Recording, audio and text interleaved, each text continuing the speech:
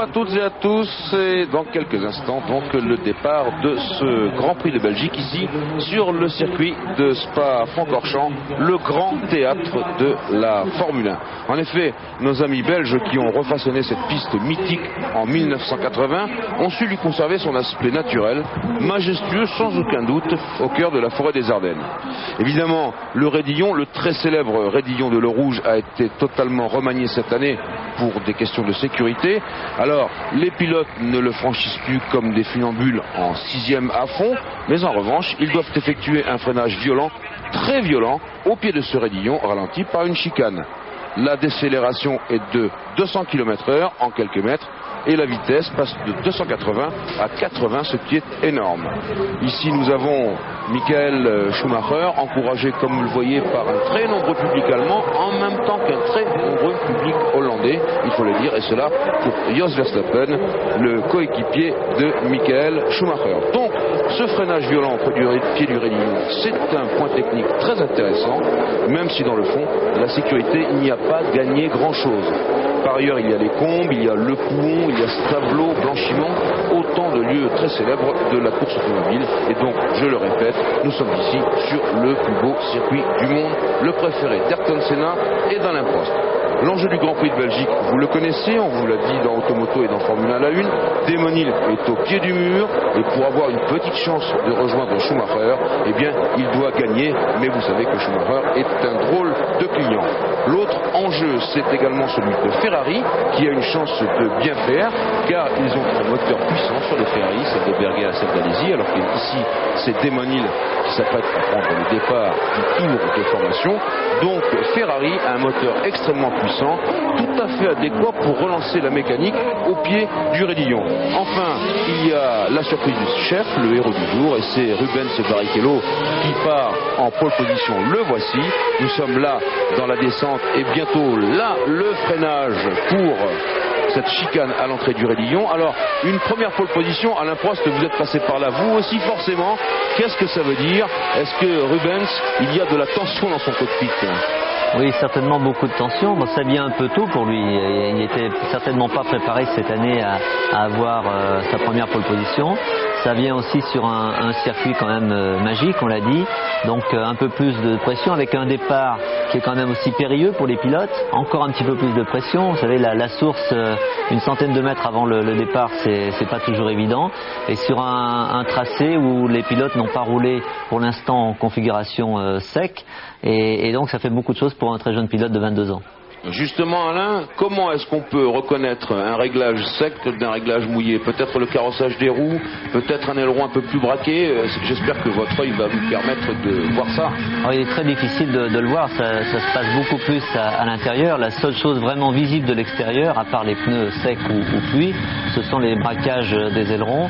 Et aujourd'hui, avec les ailerons biplans et souvent triplans, c'est-à-dire à 3 étages, c'est encore plus difficile de voir s'il y a une cornière de 15 mm ou 12 mm. Donc à la télévision, c'est très très délicat. Mais c'est sûr qu'ils embarquent beaucoup moins d'appui aérodynamique que pendant les essais sous la pluie. Alors que nous sommes à bord de la voiture qui mène le tour de formation, celle de Rubens Barrichello. Habituez-vous à la voir, on va la voir beaucoup, j'espère en tout cas pour le jeune Rubens. Johnny Reeve, un tout petit point sur le warm-up de ce matin. Un warm-up au sujet duquel il est difficile de tirer des conclusions, puisqu'il a eu lieu, il s'est déroulé sur une piste encore humide. Elle n'était pas franchement mouillée comme lors des essais officiels, elle était humide, alors que, comme on peut le voir depuis le poste de pilotage de Barrichello, elle est complètement sèche. Et ce matin, donc, dans des conditions mixtes, Schumacher a creusé un écart considérable avec ses adversaires, puisqu'il est allé 3 secondes plus vite que le second temps qui a été effectué par Coulthard. Schumacher a tourné en 2 minutes 18 et 9 dixièmes, alors que Coulthard a tourné en 2 21 et 9 dixièmes. Mais maintenant, étant donné que la piste est complètement sèche, on peut estimer que le rythme des Formule 1 pendant le Grand Prix sera de l'ordre de 2 minutes au tour, soit 20 secondes plus vite que ce que Schumacher a fait ce matin. Alors que Barrichello sèche ses pneus, il y a eu un petit peu de bobo chez McLaren, Johnny. Oui, et il y a eu quelques incidents ce matin en raison du fait que la piste était très glissante. Les pilotes, sur la fin des essais, ont voulu monter des pneus slick, les mêmes pneus que l'on voit ici à l'avant gauche de la Jordan, des pneus sans sculpture qui sont faits pour les pistes complètement sèches. Et avec des pneus slick sur la piste qui était alors encore humide, eh bien, les deux pilotes des McLaren ont perdu le contrôle de leur machine. Brundle a effectué un petit crochet dans un bac à sable. Il est revenu sur la piste sans prendre garde à la présence de Alesi qui survenait, d'où nouvelle colère de Jean Alesi concernant l'anglais. Et Hakkinen, ça a été plus sérieux puisqu'il a tapé les glissières à l'endroit même où cette image est prise. Il a tapé les glissières à droite et à gauche et il a cassé les ailerons de sa McLaren, mais tout est rentré dans l'ordre. Ici Rubens Barrichello, alors qu'il faut tout de suite les chiffres de ce Grand Prix. Une distance maintenant de ce circuit de 7 km et 1 mètre, ce qui nous donnera au bout de 44 tours un Grand Prix de 308 km et 44 mètres. Il y a des anniversaires ici, je vous le rappelle, mesdames. Berger né le 27 août, il a 35 ans. Bernard né le 26 août, il a 30 ans. Et puis c'est le 150e Grand Prix de Minardi, alors que s'achève la mise en place de cette grille et que bien sûr on va voir au départ, après le posé au drapeau vert, à gauche Barrichello, à droite Schumacher, on va voir le feu rouge puis le feu vert et on va voir qui va pouvoir prendre le meilleur à la source sur ce départ. Attention, top, Schumacher à droite, Barrichello, il est passé, Schumacher essaye à la corde, non c'est pas possible, allez-y, lui aussi essaie de s'infiltrer, très beau passage pour dépasser Irvine. Allez-y, troisième avec Verstappen et ils sont 3 et 4 de front. Attention à l'empilage là-bas au bout, au premier freinage, c'est très tangent. Barrichello toujours en tête, mais je pense que Schumacher sait à qui il a affaire et il va rester derrière avant cette réaccélération et c'est au bout de la ligne droite maintenant, alors que tout le monde passe à peu près sans encombre, au bout de cette ligne droite en montée, que Schumacher va probablement porter la première estocade si toutefois son moteur Ford lui permet de le faire. Voilà, Barrichello est à sa place, Schumacher est déjà à l'extérieur, allez-y, guette son monde et Schumacher est passé devant tout de suite au premier freinage des combes avant même la nouvelle portion. Voilà, la pole position de Rubens Barrichello n'a pas été très loin, mais il l'a bien défendu. 1 Schumacher, 2 Barrichello, pour l'instant 3 allez-y. Pas une très grosse surprise tout de même, puisque dans la côte qui suit le raidillon de l'eau rouge, on pouvait penser que le moteur Ford prendrait le dessus sur le moteur Hart, qui est un très bon moteur des Jordan, mais qui est quand même un moteur réalisé de façon, je dirais, artisanale par rapport à ce qui est fait chez Ford, chez Peugeot, chez Renault ou chez Ferrari, et qui donc un moteur qui ne peut pas rivaliser avec les grands moteurs de Formule 1. Et on voit qu'il y a beaucoup d'Allemands dans les tribunes parce que les pétards et les fusées partent de toutes parts. C'est la tradition en Allemagne. Schumacher très à l'attaque alors qu'on revoit le départ et Jean Alesi qui s'infiltre, qui déborde Damon Hill et Irvine sur sa gauche, donc à droite sur votre écran, alors que Schumacher cisaille un peu, mais non, Barrichello a bien tenu sa ligne. Alesi parfaitement passé avec un gros blocage de frein, mais voyez, c'est sans encombre. Verstappen essaye de piquer à droite, ce n'est pas possible. Il y a déjà la Tyrrell Yamaha, je crois que c'est celle de Mark Blundell, alors qu'on revient sur le leadership de Michael Schumacher. Alain, vous avez vu qu'il prend tout de suite une grosse distance et que Alesi part à sa recherche tout de suite. Alain. Il est très très motivé, il nous a fait un départ absolument merveilleux. Et là c'est assez surprenant, c'est la première fois cette année qu'on voit la Ferrari très très compétitive en début de course. D'habitude ils sont très performants en essai, mais en début de course ils sont un peu pénalisés car ils embarquent un peu plus d'essence, même s'il y a des ravitaillements cette année. Et là ça laisse augurer quand même de très bonnes choses pour la suite de la course, je l'espère. Mais derrière ça devrait aussi revenir un petit peu. Ah ben ça va klaxonner rapidement derrière. Pour l'instant le classement c'est 1 Schumacher, 2 Alesi à 2 secondes 4, alors que Schumacher est déjà dans la remontée du raidillon. 3 c'est Barrichello, 4 Hill, 5 Coulthard, ceci c'était sur la ligne de chronométrage. 6 Hakkinen, 7 Verstappen, 8 Irvine, 9 Frenzen, 10 Brundle, 11 Berger, 12 Martini, 13 Blundell, 14 Morbidelli, 15 De Cesaris, 16 Panis, 17 Bernard, 18 Alboreto, 19 Comas et 20 Katayama. Voilà, le classement s'affiche, ce qui nous permet de voir derrière, et bien ça c'est Pierluigi Martini avec sa très jolie Minardi, et il faudrait qu'on revienne rapidement sur Alesi qui, comme vous l'avez dit Alain, est parti avec le sabre d'abordage à la main. Oui, il se rapproche nettement de Michael Schumacher, mais aussi contre toute attente, je crois que Schumacher est décidé à creuser l'écart. En tout cas, là, il n'a pas l'air du tout de ménager sa monture. Comme vous vous souvenez, Alain, en Hongrie, il y a 15 jours, il avait été plutôt prudent. Oui, là il est très motivé, vous savez, il est un peu chez lui encore une fois, avec un public allemand très très nombreux. Il est surtout très très motivé pour gagner encore une fois avant le tribunal d'appel mardi. On saura à peu près, ou j'espère exactement ce qui se passera pour lui, s'il a un grand prix, 2 grands prix de suspension. Et donc une victoire à ce moment-là de la saison serait quand même très très bénéfique.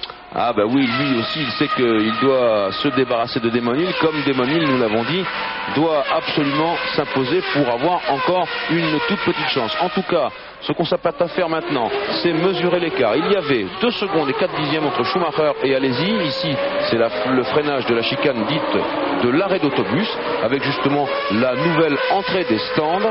Et on va pouvoir voir tout de suite sur la ligne de chronométrage. L'écart s'est un peu agrandi, mais en tout cas, lui ici devant, oui, c'est Barrichello qui résiste toujours à Damon Hill. Bravo, en 3e position, Barrichello, 4e Hill, 5e Coulthard. Attention, ça c'est grave. Ah, vous me faites une grosse peur.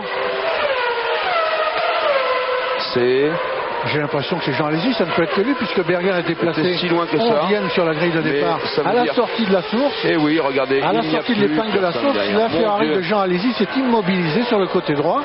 Est-ce que c'est une panne? Voici l'arrêt. Est-ce que c'est une panne? C'est le moteur, ça fume.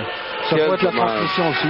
Quel dommage, oui ça fume, quel dommage pour Jean Alesi et pour Ferrari surtout, parce que c'était la vraie bonne Ferrari bien placée sur la grille. Je vous rappelle que c'est Berger une bonne nouvelle pour Schumacher. Passé en 11e place, oui, et partait en 11e place et Alesi 5e. C'est une bonne nouvelle pour Schumacher qui maintenant, regardez, fait cavalier seul en tête, alors qu'il est passé, il avait 4 secondes et 2 dixièmes d'avance sur Alesi.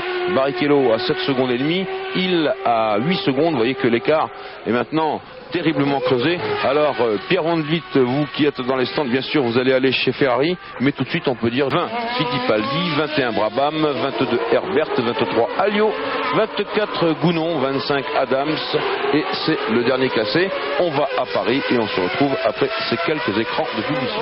À Spa-Francorchamps, dans le 6e des 44 tours de ce Grand Prix de Belgique. Et Pierre Van Vliet, je crois, vous avez des informations à propos de l'abandon de Jean Alesi. Ben oui, Jean Alesi très malheureux, je peux vous le dire. Il ne savait pas très bien à quel sens se vouer, en se lamentant un petit peu. Quel scoumoun, quelle malchance après un si beau départ. Jean Alesi tellement motivé sur son circuit fétiche Spa-Francorchamps, et malheureusement la mécanique en a voulu autrement. Un problème soit de moteur, soit de transmission. C'est pas encore très clair ici chez Ferrari. Il faudra évidemment analyser la télémétrie d'un peu plus près. Oui, on doit effectivement voir une certaine consternation là-bas dans ce stand de Ferrari qui est pourtant très beau. Mais hélas, Jean Alesi n'a pas été très loin cette fois. Et cela lui est arrivé, mon cher Johnny, rappelez-moi, il y a très peu de temps, c'est exactement en Allemagne où il avait couvert à peu près 800 mètres de course. On a vu Herbert après un freinage désespéré. Herbert qui est toujours en 20e position, alors que le classement s'affiche sous vos yeux. Vous voyez que Barrichello est revenu à une place qui est plus conforme aux prétentions de sa voiture, et justement il y reste et c'est bien. En revanche, devant Schumacher, eh bien, ne s'éloigne pas forcément, au contraire, eh bien, les deux Williams sont à 10 secondes, pratiquement roue dans roue à sa poursuite. Et puis Hakkinen maintient sa Peugeot en 4e position, le 6e pour l'instant étant Jos Verstappen, alors que là vous avez le groupe de chasse emmené par Frentzen maintenant qui vient de passer. On le revoit là au ralenti à cette chicane de l'arrêt d'autobus. Donc c'est Frentzen maintenant 6e position qui emmène Verstappen, et puis derrière, je crois un peu plus loin, il doit y avoir Gerhard Berger. Le voici, il rentre sur votre écran, alors que là on revoit la scène vue de l'intérieur de la Benetton Ford du jeune Hollandais Jos Verstappen, qui, vous le savez, a drainé ici un immense public depuis ses Pays-Bas, sa patrie. C'est un garçon qui est né à Montfort, exactement. Johnny. En tout cas, Jean Alesi ne percevait rien, ne sentait rien venir, puisque après le rodage de ce matin, quand je l'ai interrogé sur la qualité de son moteur, il m'a dit rien à dire, très bon moteur, etc. Et donc la panne a dû se produire brutalement. S'il s'agit du moteur, s'il ne s'agit pas de la transmission, la panne a dû se produire brutalement dès le départ de la course. Ça arrive parfois. Alors que donc, je vous le répète, le peloton de chasse, il est emmené maintenant par Rubens Barrichello devant Hans Harald Frentzen vers Spa-Francorchamps. Ici, c'est le raccordement de blanchiment. Alors, c'est Mika Hakkinen qui s'arrête pour le premier ravitaillement. Je vous parlais de 2 arrêts en ce qui concerne le McLaren Peugeot, ça se confirme. Il y en aura peut-être même davantage. En tout cas, parmi les favoris, Mika Hakkinen, excellent début de course, très rapide, vous l'avez vu. Sans doute aussi parce qu'il avait peu d'essence à bord. Voilà, il repart. 8 secondes 2, Pierre, 8 secondes et 2 dixièmes pour Mika Hakkinen, avec des pneus totalement neufs, vous pouvez le voir, puisqu'il y a la trace blanche des étiquettes, et que là, nous sommes avec la caméra capot, je crois que c'est Jos Verstappen qui suivait Gerhard Berger. Il faut savoir que Marco Blundell, lui, il a une caméra sur son casque, et si le réalisateur veut bien nous montrer, c'est très impressionnant. Ah, attention, ça, c'est chez Jordan? Non. Chez Minardi, non, chez Tyrrell, Blundell. C'est Blundell au stand. Il repart, Blundell, alors que nous avons là-bas derrière les 2 McLaren Peugeot. Une qui s'est arrêtée à son stand et l'autre qui ne s'est pas encore arrêtée. Alors, Hakkinen s'est à ravitailler exactement au 11e tour, soit au quart de la distance, ce qui laisse entrevoir encore 2 arrêts pour le Finlandais, puisqu'il s'arrêterait au quart, à la mi-distance et aux 3 quarts de la distance. 3 arrêts pour la McLaren Peugeot de Hakkinen. C'est un audacieux pari qui avait réussi à Schumacher en Hongrie, où Schumacher avait été un des seuls, je crois qu'il avait été 2, à s'arrêter 3 fois pendant le Grand Prix pour ravitailler. Alors un petit point sur les Français. Panis, eh bien, il est 12e, Olivier Panis, et puis son équipier Éric Bernard chez Ligier Renault est 17e. Alliot, lui, Philippe Alliot est 19e. Je vous rappelle que Philippe, il est sur une Larousse à moteur Ford et non pas sur une McLaren Peugeot comme en Hongrie. Là, il remplaçait Mika Hakkinen qui purgeait sa peine, c'est-à-dire un Grand Prix de suspension. Et puis plus loin, nous avons en 23e position Jean-Marc Gounon. Demonil au stand. Rentrée de Demonil chez Williams Renault. On est fin prêt, vous le constatez. Pour ce premier ravitaillement, il y en aura certainement au moins 2 et peut-être même 3, vous avez raison, John Herry, puisque nous sommes à peu près au quart de la distance de ce Grand Prix. Vous savez que les équipes cachent un petit peu leur jeu en ce qui concerne leur tactique. Demonil repart. 8 secondes et 8 dixièmes. Voilà, c'est en train de se précipiter tout cela avec cette Williams Renault qui a reçu ici un moteur Renault sensiblement modifié. Alors que maintenant c'est Martin Brundle, on va chronométrer pour lui, caméra embarquée, top pour lui aussi. Alors que là, Berger, même chose, à l'arrière de la Ferrari. Berger. Sans doute les moteurs. Oui, c'est comme ça qu'on ressent, attention, ça c'est chaud. Mais c'est prévu comme ça. C'est prévu comme ça. C'est ce que Roland Brunserat, le directeur de course, a dit au pilote. Du coup, on n'a pas vu repartir Martin Brundle. Dont l'arrêt a dû être normal en durée. Alors, on met 9 secondes, Johnny Rive. Environ 9 secondes. Alors, ça, mon cher Pierre Van Vliet, il va falloir aller chez Ferrari et avoir des explications sérieuses parce que c'est tout à fait curieux. Là, nous sommes dans le 13e tour de course. Eh bien, la Ferrari de Gerhard Berger ne l'a pas franchi. Manifestement, il y a quelque chose qui ne va pas. Alain Prost, est-ce que vous croyez que les moteurs sont en cause ?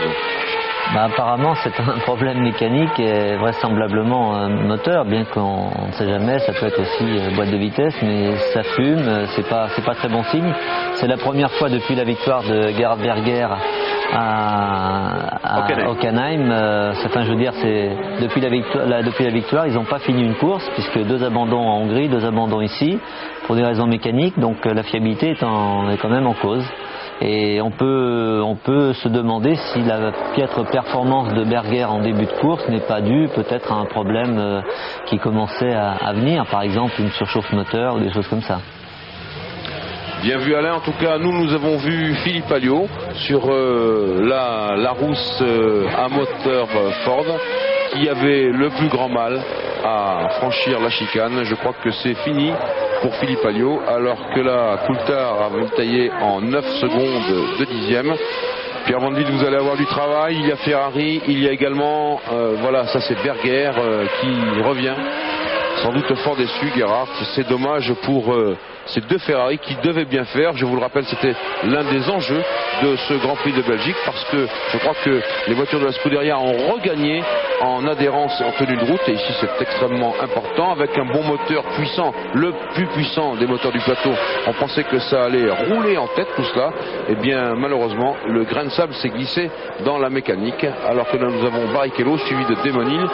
Maintenant, les deux hommes, peut-être en se stimulant l'un l'autre, pourraient attaquer encore plus fort que tout à l'heure pour tenter de revenir sur Schumacher, dont on attend toujours le premier ravitaillement. Oui. Jean-Louis, ravitaillement qui pourrait peut-être décider d'un tournant de la course, qui sait.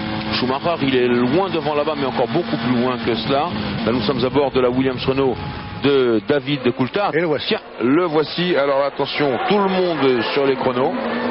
Il rentre bien à 80 km/h. Il a un voyant pour lui dire sa vitesse. Michael Schumacher, regardez, il respecte la voie des stands très étroite. Attention, top pour lui. Tout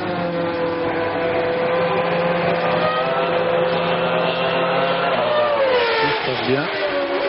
Et il part. 7 secondes. Et C'est le meilleur arrêt. c'est le meilleur arrêt. Et pourtant, vous voyez qu'il n'y a rien eu de précipité. Il arrache une visière. Et il repart tout à neuf.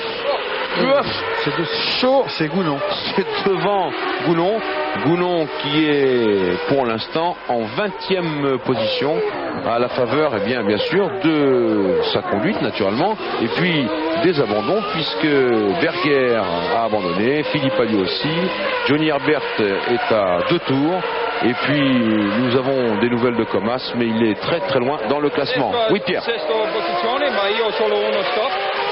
J'avais prévu seulement un arrêt. C'est pas une bonne écurie, c'est toujours les moteurs. Vous l'entendez, Gerhard Berger, pas content. Les moteurs font peut-être 800 ou 850 chevaux chez Ferrari, mais malheureusement ils ne tiennent pas la distance pour l'instant. Berger très très mécontent, et Alesi aussi. C'est confirmé pour Alesi, problème de moteur également. Et bien voilà, la réponse à cela. Alain Prost, vous qui avez été l'un des piliers de la Scuderia, les moteurs quand même, c'est un département à part chez eux. Ils en font un peu à leur tête ou bien ils sont trop précipités dans leurs actions? Non, je crois que, vous savez, ça a été très très dur pour Ferrari de revenir au plus haut niveau. Et il y a un avantage, ils ont un gros avantage qui devient avec le temps un peu un inconvénient, c'est qu'ils axent pratiquement tout sur le moteur, car pour Ferrari et surtout pour les Italiens, oui, le cœur de la voiture c'est le moteur. Vous savez, souvent quand on a un problème mécanique, et je me rappelle à mon époque, on me disait tu dis n'importe quoi, mais tu touches pas au moteur, parce que c'est la chose la plus importante pour l'image. Et on veut toujours avoir le moteur le plus puissant, donc c'est pratiquement ce qu'ils ont, certainement pas très loin du Renault, mais c'est vrai qu'en fiabilité c'est pas ça. Alors ils ont eu un petit peu la réussite en Allemagne, car ils ont gagné ce Grand Prix, mais avec les incidents du départ, les accidents du départ, ils sont retrouvés tout seuls. Berger s'est retrouvé tout seul juste après l'abandon de Schumacher, et au niveau fiabilité il a suffi un petit peu d'assurer, alors que là dans une course normale sur des circuits quand même très très durs pour les moteurs comme Spa-Francorchamps, eh bien au niveau fiabilité ils sont pas encore dans le coup. Mais quand ils ont des problèmes à répétition comme ça, après il y a des problèmes psychologiques, des problèmes d'ambiance interne, et c'est vrai que ça doit être très très difficile pour eux. Alors que Jos Verstappen rentre à son tour pour ravitailler. Oui, je comprends très bien ce que voulait dire Alain sur les problèmes d'ambiance. Effectivement, grosse déception ici. Tout de même, après avoir franchi le cap d'un circuit comme Hockenheim, où la charge maximale du moteur est de 72% je crois sur un tour, ici quand même à Spa, qui est un circuit où il faut vraiment moduler son pilotage, on est je crois à un chiffre d'environ 52-55%. C'est quand même presque 20% de moins à fond. C'est tout de même assez incompréhensible que ce moteur qui a fonctionné à Hockenheim avec, je vous le dis, 72% de charge à fond, ne fonctionne pas ici tout de même. Oui. Pierre Van Vliet toujours dans les stands en train de guetter l'éventuelle arrivée de Jean Alesi ou de Jean Todt peut-être. Oui, Pierre. absolument, j'attends Jean Todt, mais il est au rapport avec Gerhard Berger chez Ferrari. Vous savez que dans 15 jours il y a le Grand Prix d'Italie à Monza, et que tout ceci tombe plutôt mal. Francorchamps, alors que vous voyez là ce qui était la voiture de Philippe Adams, qui est parti en s'attaquer dans le sable pour, je crois, laisser passer une Williams Renault, c'est celle de Coulthard, car Coulthard est là en 3e position et il est très proche de Barrichello. Les deux hommes font le forcing naturellement, voilà Coulthard qui apparaît dans l'image, et ils doivent tailler leur route à travers le peloton des retardataires, Johnny. Et Barrichello qui occupe une excellente position puisqu'il est 2e, il soutient le même rythme que les Williams alors qu'il n'a pas encore ravitaillé, c'est-à-dire qu'il utilise les pneus qu'il avait au départ, des pneus qui sont certainement plus entamés que ceux des Williams. C'est vrai qu'en compensation, il a un petit peu moins d'essence qu'elle, puisque justement, il n'a pas encore ravitaillé. Mais enfin, la tactique, voilà une Ligier qui ravitaille. C'est Olivier Panis, actuellement 12e. Enfin, il était 10e avant son arrêt. Le fait de s'arrêter à son stand lui a déjà fait perdre 2 places au bénéfice de Katayama et Morbidelli. Ravitaillement sans histoire pour Olivier Panis. Oui, avec une Mercedes aussi, enfin une Sauber Mercedes devant, peut-être celle de De Cesaris. Ils sont arrivés en même temps, les deux garçons. En tout cas, ce qu'on peut remarquer, c'est De Cesaris, puisque Frentzen, on l'a vu tout à l'heure en difficulté. Ce que l'on peut remarquer quand même, c'est que Michael Schumacher, le voici a fait le meilleur temps au tour et qu'il tourne en 1,57 et 8 dixièmes, alors que la moyenne des autres tours, eh bien, c'est 2 minutes 01, 2 minutes 04 au tour. Alain Prost, quand même, c'est une drôle de cadence. 1,57, c'est 3 secondes de mieux que tout le monde. Oui, c'est absolument phénoménal. On voit d'ailleurs que, comme d'habitude, d'ailleurs depuis le début de la saison, il est tout à fait à l'aise. C'est vrai que c'est un circuit qui lui convient parfaitement et qui convient parfaitement à sa voiture. Voilà Barrichello qui s'arrête. Voilà, oui, pour la première fois. Oui. De plus, vous savez, quand les pilotes et les écuries n'ont pas la possibilité de faire des réglages comme ce week-end, ils ont fait deux séances d'essai sous la pluie.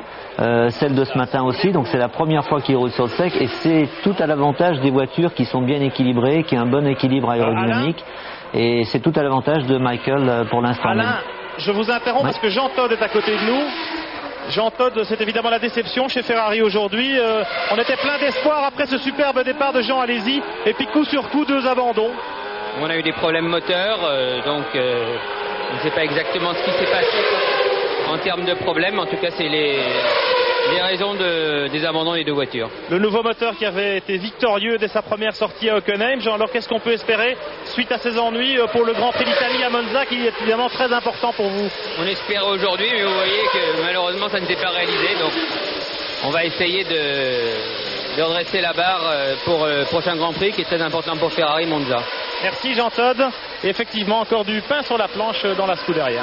Alors que les événements se sont précipités, oui Alain, continuez votre raisonnement, mais on a vu que c'était Gounon qui partait attaquer. En même temps, à l'image, regardez ce qui s'est passé. Oui.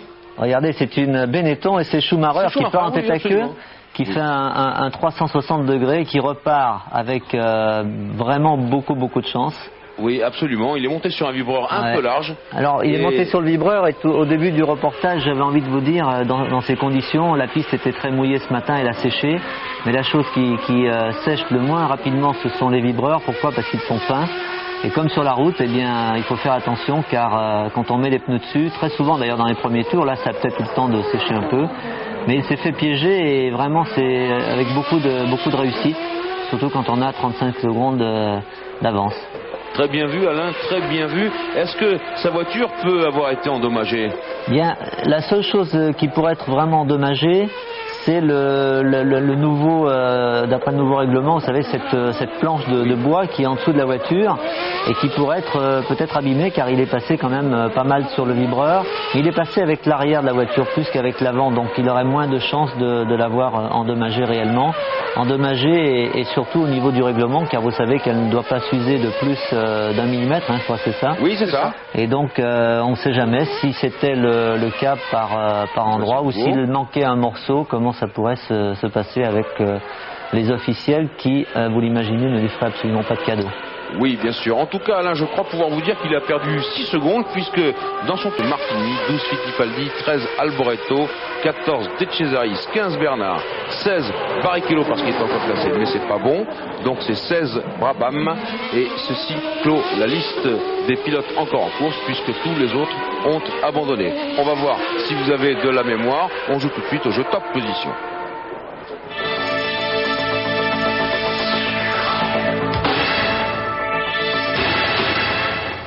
Et 36-15 code de TF1 pour jouer. Alain Prost, on a beaucoup parlé tout au long de ce week-end et en fin de semaine dernière à Paris de la signature entre Benetton et Renault. Alors, vous-même, vous aviez peut-être des espoirs, en tout cas Ligier avait peut-être des espoirs de conserver le moteur Renault. Quel est votre avis à ce propos? Ligier et Flavio Briatore avaient de faibles espoirs, pour ne pas dire pratiquement pas du tout. Ils étaient certainement au courant depuis longtemps. Je crois que c'est une très bonne chose pour Benetton, mais peut-être encore plus pour Renault, dans la mesure où où après le semi-échec du championnat, puisqu'il n'est pas encore terminé, eh bien ils auront l'année prochaine pratiquement 2 des meilleures équipes, la meilleure équipe actuelle et certainement avec le meilleur pilote actuel. Et pour eux, enfin pour Renault, je pense que le marché allemand, puisqu'il y a le sport mais il y a aussi l'économie, le marché allemand est très très important, donc c'est un super coup, un championnat peut-être raté, mais en tout cas un super coup pour 95. Alain Prost, vous nous aviez dit, notamment dans Automoto, que la condition sine qua non pour reprendre l'écurie Ligier, c'était d'avoir un moteur Renault. Donc maintenant c'est impossible. Donc pour vous, ça remet peut-être à plus tard tout cela. Et moi personnellement, j'ai jamais rien dit de clair et définitif. C'est pas de mode demandeur. Oui, on parle comme beaucoup de discussions ont lieu en Formule 1. Vous savez, il y a 95, mais il y a des échéances qui sont lointaines aussi, et donc on ne sait jamais ce qui peut se passer dans l'avenir. Une autre question qui a fait aussi le tour des teams, est-ce que vous croyez que McLaren et Peugeot peuvent se séparer? Est-ce que vous croyez qu'un garçon comme Ron Dennis et un garçon comme Jean-Pierre Jabouille, qui sont 2 personnes raisonnables, peuvent se séparer au bout de si peu de temps? Je crois que ce serait vraiment dommage dans la mesure où quand il y a un contrat de signer, surtout des contrats aussi importants que ceux-ci, ce serait dommage pour plein de raisons. D'abord parce que Jacques Calvet n'a jamais été un fervent supporter de la Formule 1, de la course automobile, surtout de la Formule 1, et que si vraiment il y avait une rupture entre McLaren et Peugeot, ce serait vraiment peut-être très très dur à digérer pour lui-même. Et puis je crois que tout ce qui se passe en ce moment dans la Formule 1, il n'y a pas toujours des choses très très bonnes sur le plan de l'image, sur le plan extérieur, et une rupture de contrat, ce serait encore un peu malvenu. Mais qui sait, à moins qu'il y ait un consensus, qu'il y ait peut-être une volonté des 2 côtés de se séparer, ce qui m'étonnerait pour l'instant. En tout cas, c'est vrai que ce matin dans Automoto et puis tout à l'heure dans France, il trouve qu'il n'y a rien d'anormal à bord de la Benetton de l'Allemand. Coulthard et les 2 Williams Renault en 2e et 3e position. 1 seconde moins vite au cours du dernier tour que Schumacher, c'est-à-dire que l'Allemand contrôle complètement la course.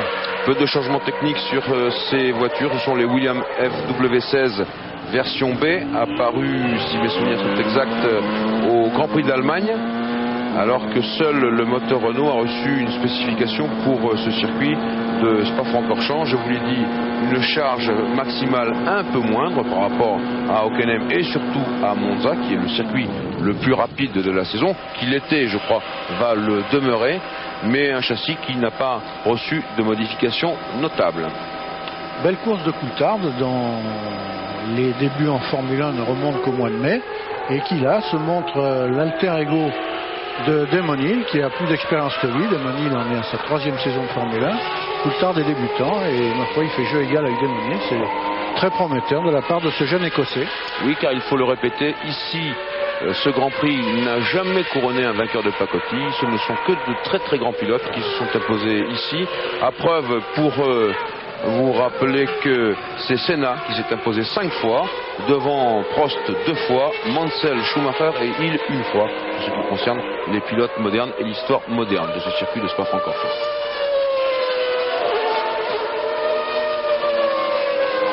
Coulthard toujours 2e, Hill 3e, 13 millièmes de seconde entre les 2 hommes.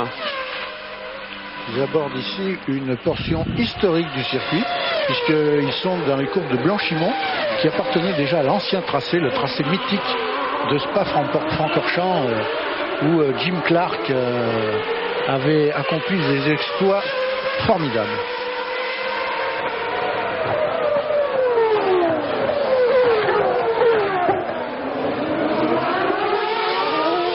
Et les 2 Williams, voilà, Hakkinen qui s'arrête pour son 2e ravitaillement.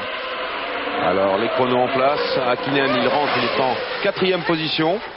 Voici les Martiens.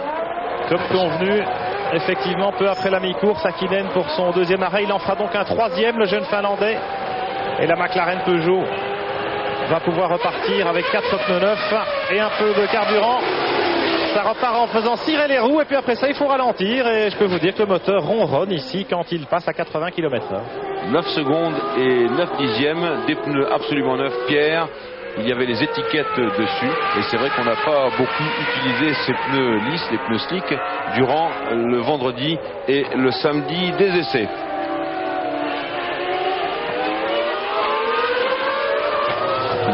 A perdu un minimum de temps. Il devrait conserver sa place dans le classement puisque normalement il était suivi par Verstappen à plus de 25 secondes. Donc vous voyez que c'est assez loin. Il a dû repartir exactement au même emplacement. Le sixième, alors que là nous faisons toujours David Coulthard et Damon Hill. Le sixième est Blundell. Le septième Irvine sur la seule Jordan Hart rescapée, puisque vous avez vu que Rubens Barrichello est sorti de la piste. Un dépassement. Oui, c'est une Williams sur...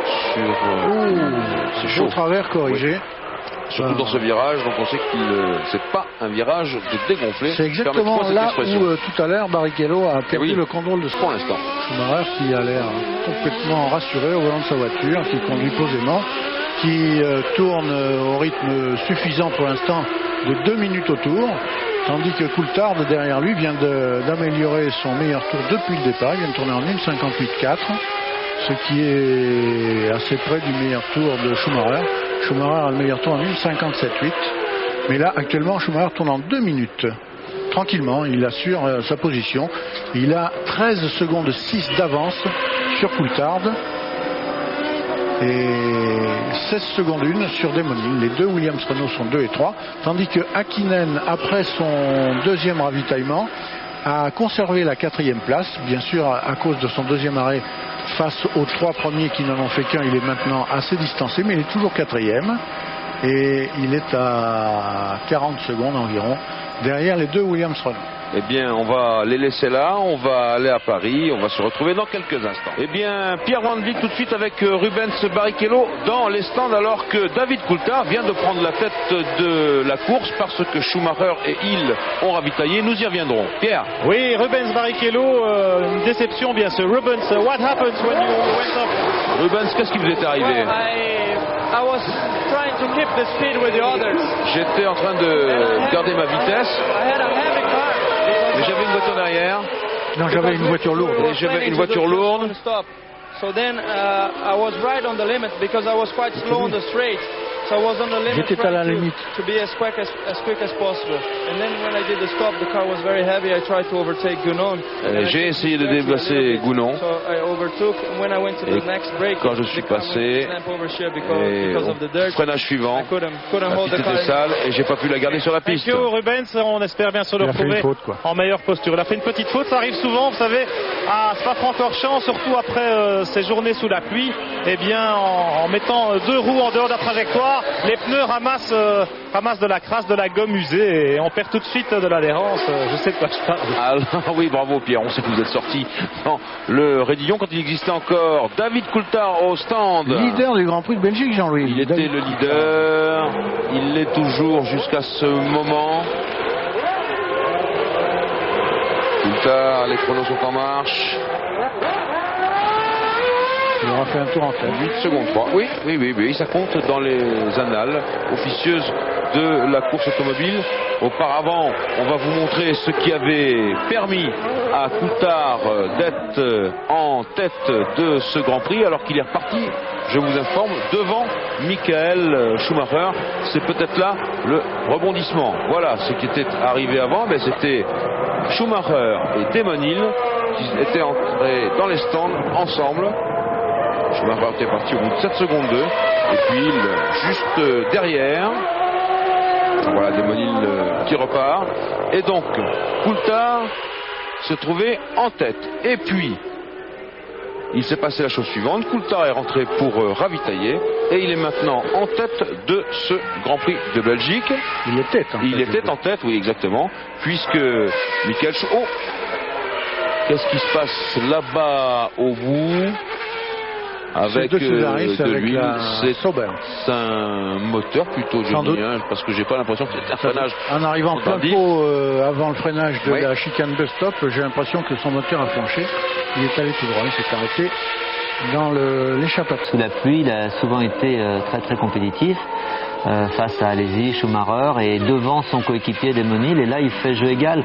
On peut se poser d'ailleurs la question de savoir s'il va tenir le coup sur le plan physique, car on sait qu'en Hongrie c'était plutôt le problème physique qui l'a fait sortir de la route. C'était aussi un circuit beaucoup plus difficile physiquement que celui de Spa-Francorchamps, mais ça reste quand même une incertitude. Par contre, on a vu que Damon s'était rapproché un petit peu pendant le ravitaillement, donc on peut supposer qu'ils sont tous les deux à peu près à une douzaine de secondes. Même pas Alain, ils sont à 10 secondes. 10 secondes, donc 10 secondes c'est assez bien sûr pour gagner un Grand Prix. Mais on n'est jamais à l'abri d'une petite faute, comme l'a fait d'ailleurs Michael Schumacher tout à l'heure. Il a dû être un peu échaudé et maintenant il va un peu moins vite. On ne sait pas, peut-être qu'il a un petit problème. Et aussi, avec les retardataires qu'il faut doubler, eh bien c'est un circuit où l'on peut perdre beaucoup de temps en un seul tour. Alain, il y a une question tout de même déterminante alors que Jos Verstappen est en train de s'arrêter. Coulthard quand même, il arrive sur un circuit, il a quand même une très bonne voiture pour figurer aussi brillamment ici sur ce circuit de Francorchamps. Oui, la Williams Renault marche. C'est déterminant. Oui, c'est déterminant. Il est certainement aussi en confiance dans cette équipe, car vous savez que c'est une équipe où si vous êtes anglo-saxon, c'est quand même plus facile, je pense, sur le plan de l'ambiance. Je vois ce que vous voulez dire. Non, c'est vrai, et je l'ai vu d'ailleurs l'année dernière, et il est assez bien accepté, il marche très bien. Et c'est vrai que c'est quand même une surprise malgré tout que Damon Hill sur un circuit que lui aussi affectionne, où il a gagné l'année dernière, ne soit pas plus performant. Maintenant, on parlait des réglages tout à l'heure, le problème de la pluie, encore une fois, alors qu'on voit l'écart 9-6, ça diminue un petit peu, donc ça va peut-être devenir intéressant. C'est peut-être des réglages différents, un choix de réglage que Damon Hill a fait différent par rapport à son coéquipier, qui fait que sa voiture est moins bien, mais depuis le début on le sent pas tranchant, performant comme d'habitude, alors qu'il joue malgré tout, même à distance, il joue le titre mondial. Justement, Alain, au niveau des réglages, comment auriez-vous procédé après 2 journées d'essai sur le mouillé? Comment auriez-vous procédé vous-même pour déterminer des réglages qui correspondraient en théorie à ce qui attendait les pilotes cet après-midi sur la piste sèche? Alors en théorie, normalement, c'est quand même le pilote qui a le plus d'expérience qui doit s'en sortir le mieux. Parce que son expérience est bien basée sur la connaissance de sa voiture, les circuits de l'année en cours qui ressemblent le plus au plan du tracé à celui de Spa-Francorchamps, des discussions normalement interminables avec les ingénieurs pour savoir bien la bonne température des freins, la bonne pression des pneumatiques, car là aussi c'est très important. Vous avez vu beaucoup de pilotes partir avec des pneus neufs, ils n'ont pas eu le temps de les roder, ces pneus se rodent, et en fonction du bon rodage on définit aussi la pression des pneumatiques qui est très très importante, très influente pour la tenue de route de la voiture. Et voilà, c'est simplement normalement une question d'expérience, c'est un petit peu au jugé, c'est bénéfique pour les voitures qui sont bien entendu les mieux équilibrées comme la Benetton pour l'instant, mais c'est un peu décevant pour la Williams qu'on attendait quand même beaucoup plus performante sur ce type de circuit. Oui, Pierre, oui, Jean-Louis, avec Philippe Alliot. Avec Philippe Alliot. Alors Philippe, le Grand Prix de Hongrie n'avait pas été très long. Ici à Spa, qu'est-ce qui s'est passé avec la Larousse? Là, c'est le moteur qui a absolument explosé, et je crois que c'est la même panne qu'a eu Eric Comas, c'est-à-dire que l'épidémie des moteurs continue chez Larousse, ce qui est assez inquiétant quand même, parce que je crois qu'ils en ont cassé pas mal. Alors c'est vrai que ce moteur Ford qu'on considère être un moteur très fiable, en fait s'avère être un moteur désastreux au niveau de la fiabilité. Alors Philippe, on vient d'en parler avec Alain Prost, après 2 journées sous la pluie, comment est-ce qu'on s'en tire sur piste sèche pour la course? On improvise un peu? Oh oui, totalement, surtout pour moi, il a fallu dans les premiers tours que je teste un petit peu la voiture sur le sec. J'avais absolument pas conduit cette voiture auparavant et il fallait que je prenne mes marques. C'est la voiture qui était devant moi. J'aurais pu tenir un rythme un peu meilleur et quand j'ai pu doubler, le moteur a explosé. Bon, voilà, la course s'arrête là. On vous reverra en Grand Prix cette saison, Philippe? Pour l'instant, je vis au jour le jour, comme vous avez pu le constater. Pierre, un abandon, c'est celui de David Brabham qui a mis sa Simtech dans le décor.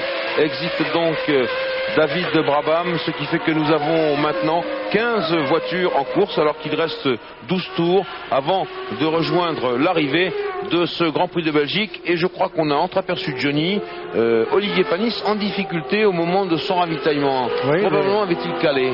Les mécaniciens étaient en train de lui parler, donc ils lui donnaient des conseils. Je n'ai pas pu comprendre quel genre de conseils ils pouvaient lui donner, mais enfin le fait qu'il y ait eu un dialogue entre les mécaniciens et lui-même prouve qu'il était attardé au stand. Le classement en tête de ce Grand Prix de Belgique, Schumacher toujours devant, mais il ne s'échappe pas. Il est à 10 secondes devant Coulthard, lui-même talonné par Damon Hill. Les deux Williams-Renault font le spectacle, et donc ce qui nous ramène à la question que je posais à Alain Prost tout à l'heure. Quand même, la voiture est vraiment déterminante pour que Coulthard soit à ce niveau, mais vous l'avez expliqué Alain, on va leur expliquer une nouvelle fois, ce sont je crois les réglages qui peuvent jouer également.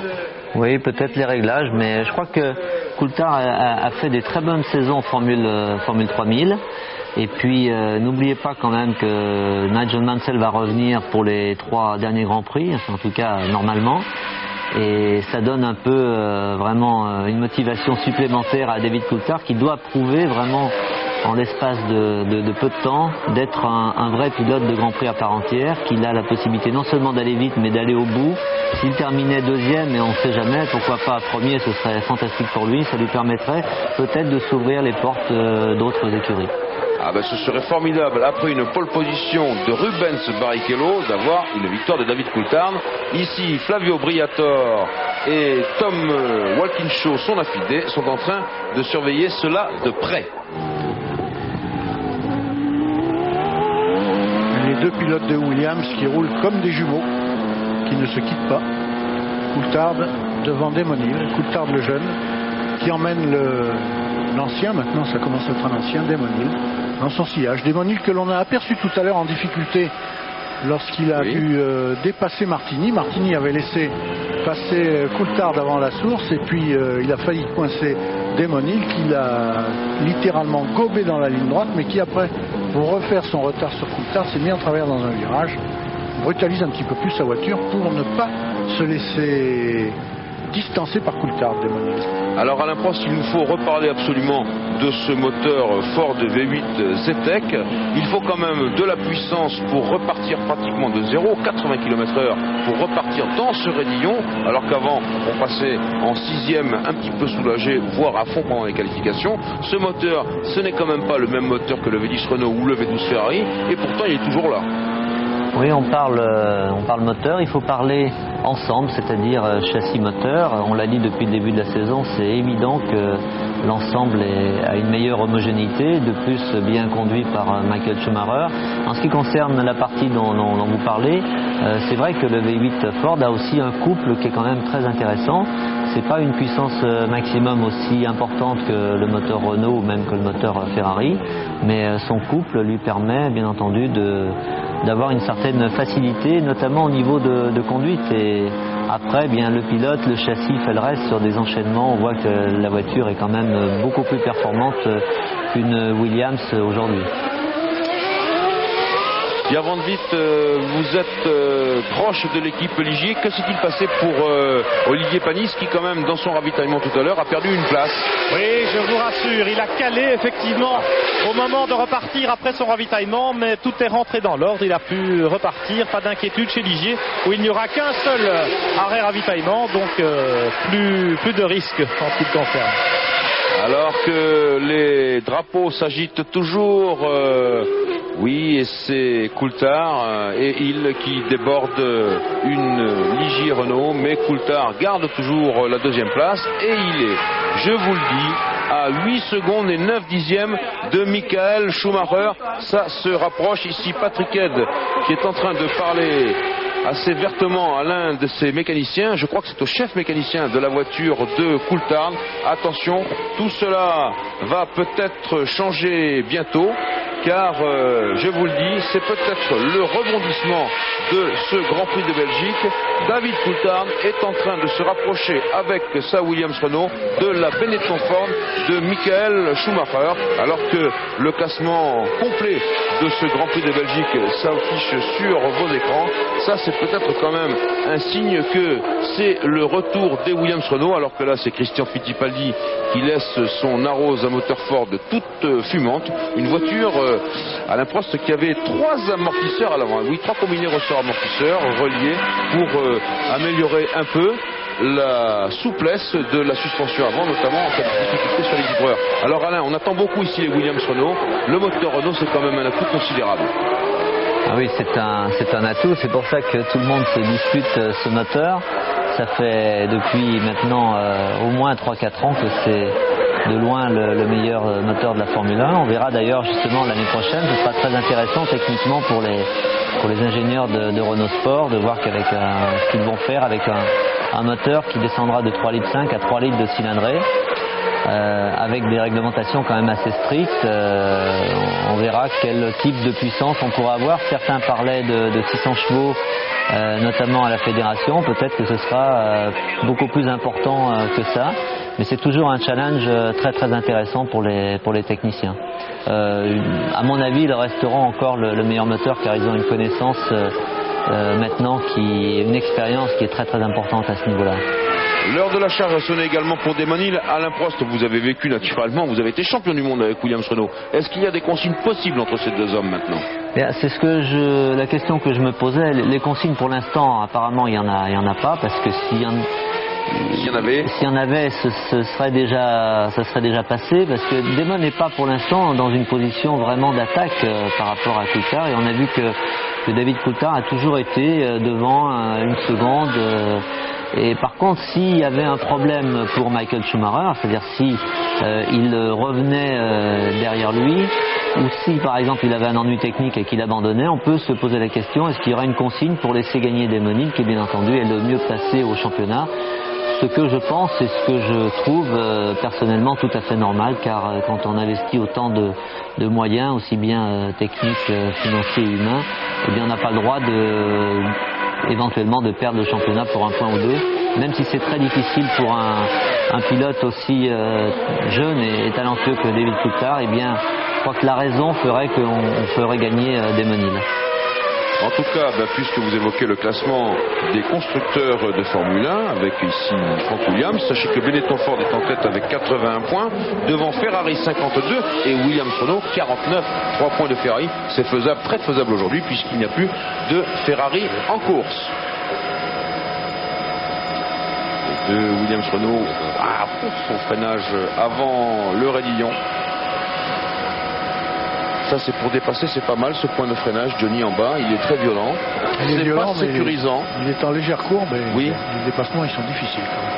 Oui, bien sûr, bien sûr. Ce n'est pas sécurisant à cause de ce rail un petit peu en tangente. C'est pas tout à fait un rail de face, mais on a vu qu'au cours d'une course de tourisme ici, il y avait une voiture qui avait effectué un double looping par l'avant. Pierre Van Vliet. Oui, Jean-Louis, David Coulthard va s'arrêter au stand. Il y a pas mal de discussions depuis un petit moment entre Patrick Head et Ian Harrison, le team manager de Williams. Et là, on prépare la flèche alors que nous sommes à 7 tours de l'arrivée pour le pilote écossais. Alors que sur le panneau de Damon Hill, eh bien, on demande oil pump off. Alain Prost l'aura certainement traduit, il a certainement souvent eu l'occasion de voir ce panneau. Mais pour Coulthard, en tout cas, il semblerait qu'on lui passe la flèche et on se prépare chez Williams à un ravitaillement. On joue vite au jeu, top position, 36-15 code TF1.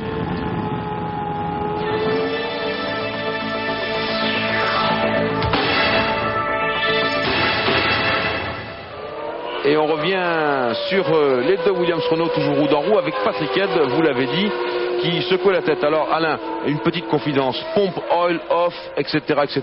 Est-ce que c'est un code ou est-ce que vraiment il faut couper la pompe à huile? Non, simplement actionner, alors que l'on voit l'image que l'on en a pu voir tout à l'heure. Non, il a vraiment laissé passer. David Coulthard a laissé passer Damon Hill. Et il s'arrête. Voilà, il s'arrête au stand. Non, c'est simplement pour des raisons de fiabilité. Et le pilote doit actionner la pompe et c'est tout. C'est tout à fait normal. Ça n'a rien à voir. C'est uniquement pour des problèmes de fébrilité.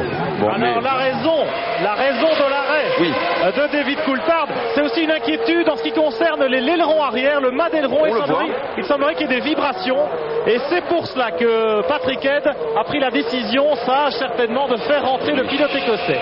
Donc il n'était pas question de stratégie de ravitaillement, mais un problème avec l'aileron arrière. Je comprends pourquoi c'est comme ça, effectivement il a raison, mais il a fait signe que ça pouvait repartir. Ah bon, ça c'est étonnant là. Et il a pourtant beaucoup bougé, je trouve. Alain, vous l'avez vu bouger cet aileron vous aussi? Oui, il a bougé. J'ai vu d'ailleurs tout à l'heure quand Patrick Head est venu voir Ian Harrison, c'est pour lui dire qu'à l'image apparemment il voyait l'aileron de David Coulthard qui bougeait. Personnellement à l'image je n'ai pas vu bouger plus que celui de Damon Hill, mais vous savez il y a une certaine fébrilité en ce qui concerne la fiabilité maintenant des organes des voitures chez Williams, parce que ce qui s'est passé en début d'année, ils n'ont pas le droit de jouer avec la sécurité des pilotes et c'est vraiment dommage pour David Coulthard. Peut-être qu'il va d'ailleurs récupérer en tout cas au moins la 3e place, je l'espère pour lui.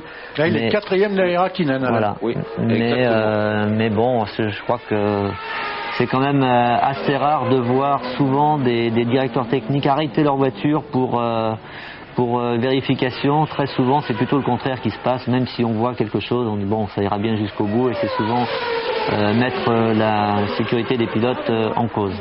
C'est tout à l'honneur de Patrick Head, alors que là c'est et donc la 8e victoire cette saison. Ces mécaniciens sont prêts à le saluer comme il se doit. Voilà. Dernière accélération. La voici. Et le drapeau à damier agité par Roland Brunserat. Michael Schumacher, Benetton Ford, vainqueur de ce Grand Prix de Belgique, alors que là c'est en gros plan Tom Walkinshaw, Johan Villadelfrat, le team manager, et puis Flavio Briatore, très heureux, voilà, qui tape sur son banc de chronométrage. C'est son geste traditionnel. Le deuxième est Damon Hill, il arrive à 13 secondes.